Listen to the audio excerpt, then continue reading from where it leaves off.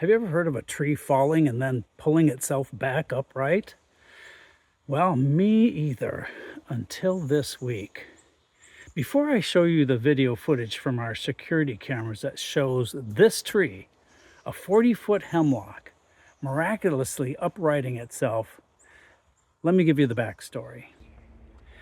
About a month ago, a massive ice storm ripped through our area, knocking out power for tens of thousands for almost 2 weeks, taking down trees everywhere, including this beautiful 40-foot spruce, about 33 inches around at its base.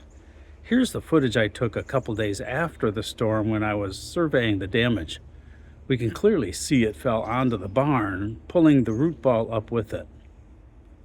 After 4 weeks, I decided that if I got a ladder and climbed on the roof with my chainsaw, stood at the peak, or maybe just a little beyond the peak, I could then cut small sections of the tree off, starting with the top and working my way down to where the tree was leaning against the barn at the eave. And then with half the weight gone, I could then get on the ground and work on the trunk.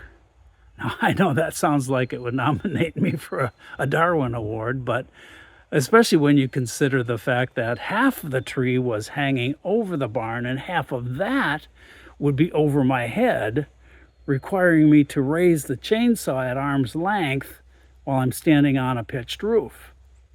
But I was convinced I could do it safely. Thankfully, none of that is going to be necessary because earlier this week, this tree uprighted itself. Now, I know I was as incredulous as you are. How could a tree this massive fall over against my barn and then upright itself?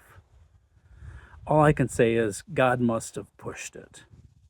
Why don't I show you the footage from our security cameras that show that miraculous event the moment it happened? Let's take a look. There's the tree diagonally against the barn.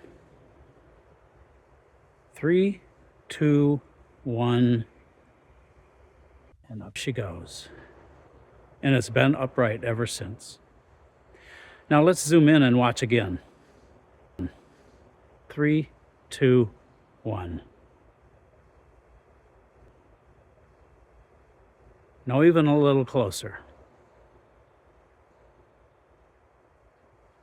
Boom. Isn't that the craziest thing? All I can say is I wasn't supposed to get on that roof with a chainsaw.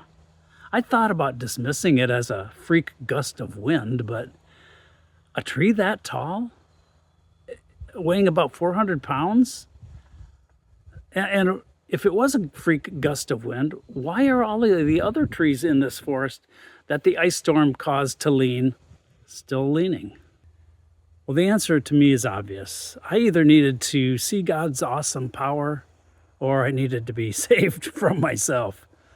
I think it's both, but then what do I know? Heck, I thought it was safe to use a chainsaw over my head on a sloped roof.